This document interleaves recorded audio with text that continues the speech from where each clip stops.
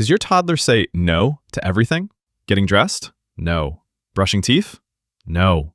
Cleaning up toys? No. If that sounds familiar, you're alone.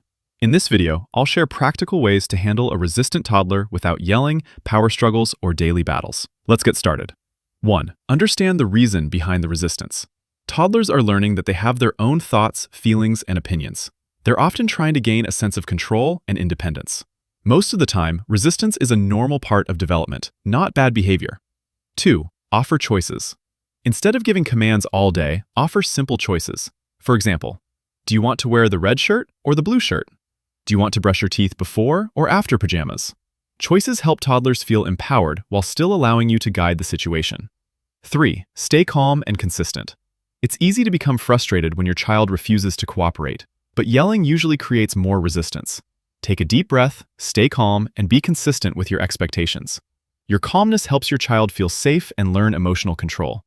4. Make it fun. Toddlers learn best through play. Turn everyday tasks into games. Can they hop like a bunny to the bathroom?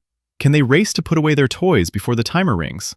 A little creativity can make a big difference. 5. Praise cooperation. When your toddler does cooperate, acknowledge it. Say things like, "Thank you for listening. Great job putting your shoes on." Positive attention encourages children to repeat good behavior. Remember, a resistant toddler isn't a bad toddler. They're learning independence, testing boundaries, and discovering their place in the world. With patience, consistency, and connection, you can guide them through this stage successfully. If you found this video helpful, please like, share, and subscribe for more parenting tips and toddler advice. Thanks for watching, and I'll see you in the next video.